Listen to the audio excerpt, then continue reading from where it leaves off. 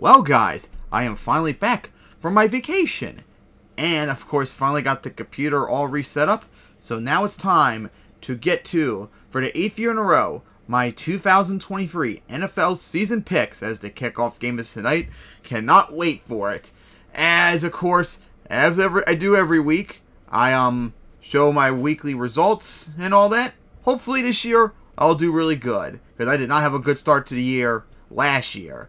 So anyways, let's get to my picks, shall we? As, here we go, the first set of games I made these slides like a week ago before I left. So anyways, the kickoff game tonight is the Lions at the Chiefs for the first time since 2015, and technically 2003 since our last game in Arrowhead was in London, remember. As the kickoff game, the Chiefs won the last two, the Lions haven't beaten them since 2011, and they haven't won on the road since 1999. As the Lions, of course, remember last year after that 1-6 start, managed to turn around to go 9-8 to get their first win season since 2017, and they have all this hype to try and maybe win the NFC North for the first time ever in their first division title in 30 years. Meanwhile, the Chiefs, of course, the defending champs, trying to start off the year strong. So, of course, both teams are kind of similar. They have really good offenses, but pretty bad defenses. However, the Lions' defense is really, really, really bad. And the Chiefs' offense is still better than the Lions. So, I think it's a pretty obvious choice. I'm going to pick the Chiefs here. We'll see if it's going to be a high-scoring game, though. And then we get to Sunday action, starting off with the Panthers at Falcons. As the Panthers won the last one, the Falcons haven't beaten them since last year. And the Falcons haven't won in Atlanta since 2021. As whoever wins this game will take the lead in the division with the division lead on the line. So, of course, the Panthers last year, after I thought they were going to be like one of the worst teams in the league, they actually did improve to 7-10. And, of course, they did that big trade with the Bears to get Bryce Young. So, let's see how he does. And the Falcons, once again, finished 7-10, being how they were pretty much in 2021. So, this is a very close game. Both teams split it. The Falcons won the home game, too, last year after the Panthers did that screw-up and all that. So this is a very close game, and I'm not sure who to pick there. But I think I might just slightly edge on the Falcons for this one. And then it's the Texans at the Ravens for the first time since 2017. As the Ravens won the last three, the Texans haven't beaten them since 2014, and they've never won in Baltimore. So, of course, the Texans, they had a horrible year, no surprise last year, going 3-13-1. And the Ravens managed to make it back to the playoffs, but once again, another year without Lamar finishing out the season. So, things are getting a little bit weird in that regard. That needs to change this year, and we'll see how that does. The Ravens, still a superior team to the Texans, so I'm picking the Ravens easily for this one. And then, Battle of Ohio already start the year, as the Bengals are at the Browns. The Bengals won the last one, the Browns haven't beaten them since 2022, and the Bengals haven't won in Cleveland since 2017, as the Browns are 5-0 against them in the last 5 years. So, of course, the Bengals, after a slow start to the year, remember, they managed to improve their record from last year and make it all the way to the AFC Championship where they lost to the Chiefs in a close one. And the Browns, they regressed to 7-10 as they had to wait for Watson to come back from a suspension, which he did. He played crap most of the year, but now he has no excuses this time. He's got to play good. And, of course, even though the Bengals are superior to the Browns, like I said, not only have beaten them, they've kind of spanked them the last few years they hosted them. So this might be an upset pick, but I think I'm going to pick the Browns for this one since they keep that momentum going. Alright, and then we continue onward, as next up is the Jaguars at the Colts, as the Colts won the last one. The Jaguars haven't won since 2022, and they haven't won in Indianapolis since 2017. So, of course, the Jaguars, they had a slow start to the year, but then they eventually rallied to make the playoffs and win the division after 5 years. Meanwhile, the Colts, well, horrible season it was. I think they have the longest losing streak in the league. No, the Bears do, I think, but they're up there with the longest losing streak in the league, losing like 7 in a row. So nothing's going right for them. Now, of course, as we know, the Jaguars always beat the Colts when they host them, but it's the other way around when the Colts host. Now, of course, this is going to be a pretty even match, and if Jonathan Taylor was playing, I probably would pick the Colts for this, but he's pubbed for the first 4 weeks, so that's up in the air in that regard. Oh boy, that's going to be like the real big indicator for the Colts probably for me if he was playing. So I think I might just have to pick the Jaguars for this one. But who knows? The Colts beat the Jaguars regularly when they host them, so they'll probably do it again despite having no JT. And then we get to the Buccaneers at the Vikings for the first time since 2017. Buccaneers won the last one. Vikings haven't beaten them since 2017. And the Buccaneers have not won in Minneapolis since 2012. So the Buccaneers, with Braves last year, they were horrible, but they still made the playoffs. And then the Vikings, they went 13-4, but they were one of the worst 13-win teams ever. All their wins were close, and of course they lost in the wild card round. So two division leaders are going to go at it. As the Buccaneers, of course, I don't think they're going to do anything this year. I think they're going to have a complete fall off. The Vikings, I think, are going to have also a big fall off, but the Vikings are still an average team, whereas the Buccaneers are not good. So I think the Vikings are going to get this one. And then it's the Titans at the Saints for the first time since 2015. Titans won the last one. The Saints haven't beaten them since 2019. And the Saints haven't beaten the Titans at home since 1993, back when they were the Oilers. So, of course, the Titans, they started off strong. Remember, they were 7-3, but then they lost their final 7 games to get their first losing season in 7 years. Meanwhile, the Saints also had a down year, as they had their first losing season since 2016. So both teams trying to start the season right with a win, and we'll see how they do with Derek Carr. Could be an even game, but I think I trust the Saints more. And the Saints still have a really good defense, although I think the Chargers do too, but I trust the Saints offense more, so I'm going to pick the Saints for this one. And then another outer-conference matchup, as it's the 49ers at the Steelers for the first time since 2015. 49ers won the last one. The Steelers haven't beaten them since 2015. And the 49ers haven't won in Pittsburgh since 1996.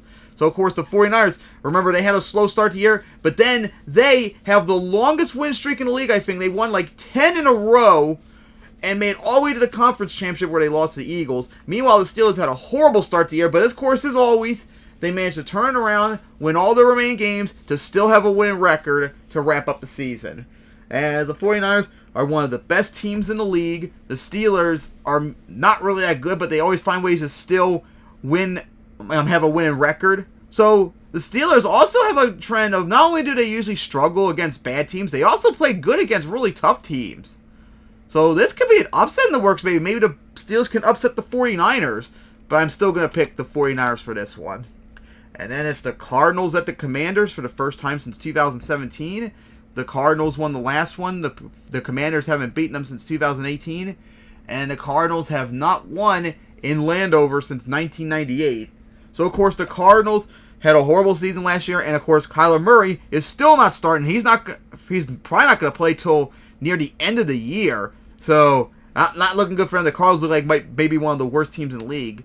The Commanders, of course, they had a really slow start. Then they turned around and looked really good. But then they finished 8-1. And Ron Rivera's like really big season. He has to do good here or else he could be fired. The Commanders are an average team though. The Cardinals are probably going to be one of the worst teams in the league. So I'm picking the Commanders for this one. Alright, then we get to the 4 p.m. games. As it's going to start off with the Packers at the Bears. The Packers won the last 8. The Bears haven't beaten them since 2018. And of course the Packers, last year with Aaron Rodgers' final year there, they played horrible. He played horrible. They had their first losing season in 4 years. And now we're going to finally see Jordan Love era begin. We'll see how he does. Meanwhile, the Bears, of course, remember, had a horrible season last year. They were the worst team in the league record-wise. And we'll see how they do, especially with their new logo and all. So, yeah, this could be kind of a close game because the Bears almost did beat the Packers when they hosted them. They were really competitive until the Packers pulled away at the end. So this could be very interesting, but I think I still trust the Packers to win this one. And then it's going to be a big one in the AFC West as the Raiders are at the Broncos. As the Raiders won the last 6, the Broncos haven't beaten them since 2019. As the Raiders, they played record-wise how I thought they were going to be 6-11, but performance-wise, they outperformed what I expected. They were really good last year. They just kept choking so many games away. The opposite is the truth for the Broncos. Remember when they traded for Wilson, they were going to be a Super Bowl contender, and they ended up going 5-12 as they were just so horrible offensively. And the Raiders swept the Broncos last year in the home game. The Raiders won in overtime. So this could be a close game. It'll be interesting to see how Sean Payton does with it too. But I think I still might pick the Raiders for this one. And then we get to a big AFC matchup, a rematch from last year, as the Dolphins are at the Chargers for a second year in a row. The Chargers won the last one. The Dolphins haven't beaten them since 2020. And they haven't won in Los Angeles since 2017. So the Dolphins, remember, when Tua had his breakout year, Scott really had a strong season, but then they fell off at the end, especially when Tua got injured again to finish 9-8, but they made the playoffs, losing a close one to the Bills. Meanwhile, the Chargers finally made the playoffs with Herbert, only they choked a 27-point lead on the Jaguars. This is going to be a very interesting game. This could maybe be high scoring, unlike the low defensive struggle they had last year. But I'm going to pick the Chargers for this one. And then it's the Eagles at the Patriots for the first time since 2015. Patriots won the last one. The Eagles haven't won since 2015. And the Patriots haven't won at home since 2007, since they lost that 2015 game. So, of course, the Eagles, runner-ups to the Super Bowl last year. The Patriots, of course, being mediocre, average at best, as it still hasn't gone right for them after Brady left. I am picking the Eagles for this one. And that's an NFC East and NFC West matchup with the division on the line, as the Rams are at the Seahawks. As the Seahawks won the last two, the Rams haven't beaten them since 2021. The Rams, of course, last year were the defending champs, and they had probably one of the worst seasons as a defending champion ever, as they finished 5-12. Looked horrible. The Seahawks, meanwhile, we thought they were going to be a terrible team. They ended up going 9-8 and making the playoffs, as Geno Smith had one of his best season ever. Now, of course, both games, if I remember correctly, were close between the Rams and the Seahawks. The last game, too, of the year went to overtime. And the Rams are going to be much better now, you would think, with Stafford coming back healthy. Coop is not playing, though, so that's not going to be good for them, unfortunately. So I think I'm still going to pick the Seahawks for this one. And then we get to Sunday night with the NFC East on the line, as the Cowboys are at the Giants. The Cowboys won the last four. The Giants haven't beaten them since 2020.